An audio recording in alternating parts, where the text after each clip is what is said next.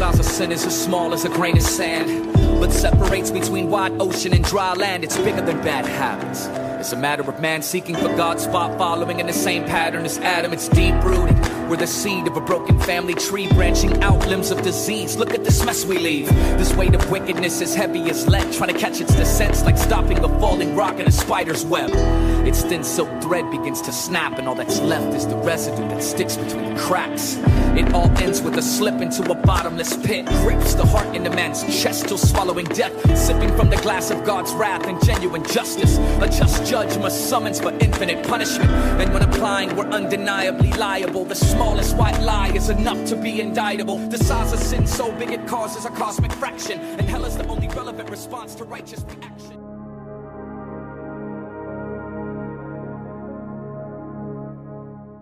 This tree reminds me of the tree of the knowledge of good and evil in the Garden of Eden. When Adam and Eve accepted Satan's word, they rejected God's truth, they disobeyed him, they ate its fruit, and they were deceived into thinking that they could become like God. Today, when we accept the teachings of evolution, we are deceived into thinking that there is no God, that there is no absolute truth, that we can decide for ourselves what is right and wrong, and this is called sin.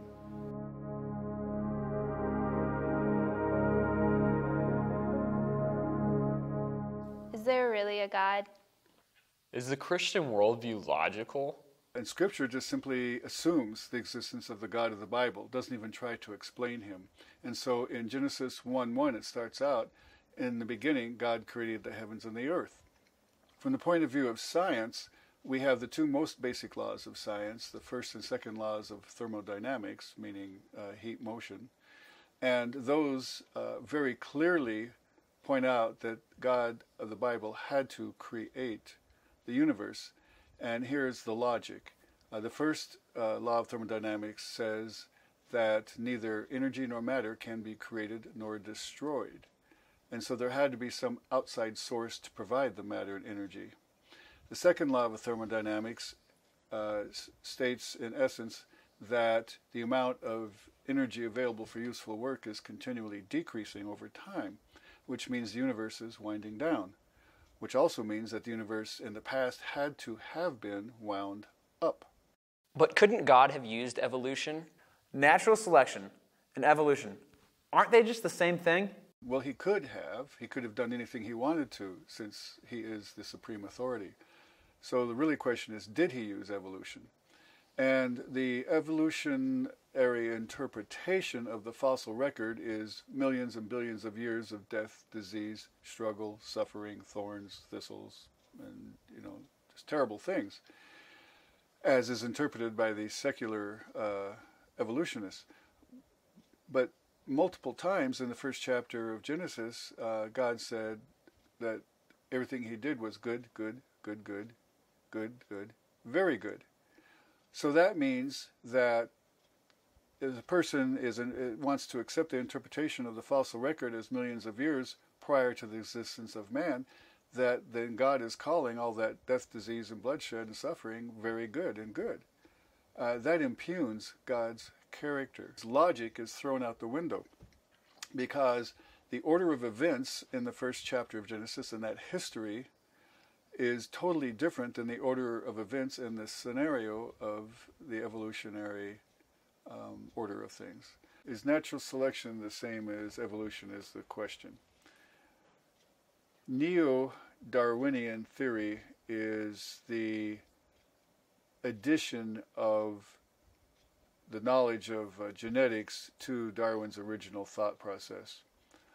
And so it is claimed that mutations occur, and then nature selects from those mutations which things are beneficial and therefore cause improvement in the organism. The term natural selection implies that there is power in the environment to choose what organisms are going to thrive and survive. But the real way that this should be looked at is using a phrase called the capacity to fill.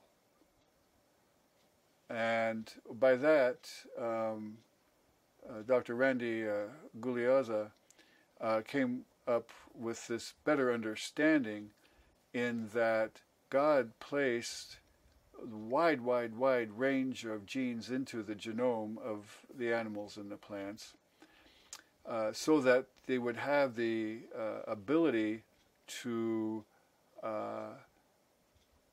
thrive in the various environments and the various ecological niches that developed in the post-flood world. Why shouldn't Christians accept millions of years? Well, first of all, Scripture is very clear that the world and the universe are in the ballpark of 6,000 years, a little more than 6,000 years old.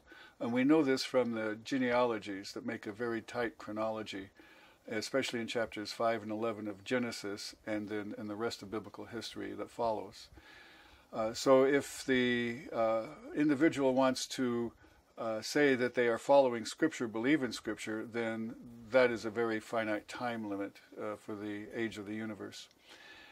In conjunction with that is the meaning of the word day in chapter 1 of Genesis, in Hebrew, yom. And it's very clear that in the multiple uses of that word in the first chapter of Genesis that these are ordinary 24-hour days. They are not long ages or indeterminate time periods. And the reason for that is when you look everywhere else in the Old Testament, whenever the word yom is used and it is accompanied by the modifier or qualifier of the use of a number, the use of the phrase morning and evening, or the word morning or evening, or the word night, with any of those qualifiers, every single time the word day means a 24-hour day. Now it can mean an indefinite period of time, such as in the day of Noah, in a period of time there. Not specifying 24 hours. But in that case, there is no qualifier. And for anyone who wants to take issue with that and then say, well, these are just God's days and make them some vague thing, there is Exodus chapter 20, verses 8 through 11, in which the fourth commandment is given to us. And it said that God made the earth and the heavens and the seas and everything in them, and then rested on the seventh day, and then gives the command for us to keep the Sabbath holy. And so he is writing that letter those letters to people to work 6 days and to rest one, as in the example that he gave us in the first chapter of Genesis. He did not write for us to work 6 long periods of time and then rest 1 long period of time. That makes no sense whatsoever. You want me to believe that there was dinosaurs on the ark? Well, first of all, I'd like to say that dinosaurs lived together with man from the 6th day of creation onward. For it says that all land animals were created on day 6, and since dinosaurs were land animals, it's logical that they were created on day 6. And Scripture is very clear saying that man was created on day 6 as well. So they lived together in the pre-flood period, and then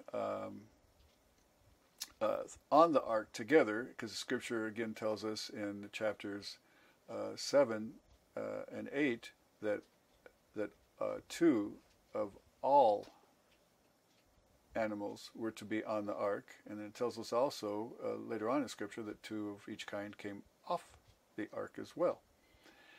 Now, it doesn't mean every species, but 2 of every kind, the biblical kind. So, for example, there's no need for 600 plus species of dinosaurs if there ever were that many in the first place, but rather the approximately 30, possibly 50 kinds of dinosaurs to be on the ark. So only needing twice that number, male and female of each type. So maybe 60, possibly 100 dinosaurs. The other thing to remember is that the average size of the dinosaurs was about that of a sheep. Some of these were as small as a chicken. And another factor is that God sent young dinosaurs, teenage-type dinosaurs, who were a fraction of the size of the great-great-granddaddy dinosaurs, since reptiles continue to grow until they die, but were old enough to reproduce when they came off the ark. It's calculated that maybe 8,000, not species but kinds, 8,000 kinds were taken onto the ark. So maybe 16,000, maybe even at the max 20,000 animals on the ark. But the size of a sheep the volume of 125,000 plus, there's plenty of space for all of the animals, including the dinosaurs, for more people than the 8 who got onto the ark, for food, maybe even water storage, for exercise, and space to get rid of animal waste. So having the dinosaurs on the ark and surviving the flood, and then leaving the ark and living for a period of time after the flood, is recorded history in Scripture. Now, how long after the flood did dinosaurs still live? Well, we don't know precisely, but there are multiple examples in various forms of art, whether it be sculpture, whether it be brass carvings in England, whether it be temple walls in Cambodia, pottery in Peru, Roman mosaics, Egyptian artwork, many examples around the world of very precisely drawn dinosaurs that are depicted in these various forms of art, and are even some of them are recorded in literature in various languages. And so these people in the post-flood world must have been eyewitnesses to dinosaurs living after the flood. So what happened to them? Well, people today talk about climate change. Well, yes, there is minor climate change today, but the real climate change was due to the flood and how it drastically altered everything on the planet, the entire surface of the planet, the entire climate of the planet. And so that climate change probably was a significant factor in contributing to the demise of dinosaurs after the flood. In the book of Job, it refers to it being extremely cold, which correlates with that ice age after the flood. So that may have been very bad for the dinosaurs being reptiles. Hunting of dinosaurs for self-defense, because then in Genesis chapter 9, God talks about how man is now given permission to eat meat and to replace the protein sources lost in the extinction of plants in the flood. But also, I think, because hunting was necessary for protection from these very large critters which were wreaking havoc and being destructive and threatening lives. We have the historical figures of Beowulf and St. George. These are not myths. These are historical figures who are recorded to have killed dragons. So I think the word dragon is just simply the modern day use for the animal that we know as dinosaurs. And so the demise of the dinosaurs would have been a combination of climate change and hunting and possibly just disease in general. Are ETs and UFOs real?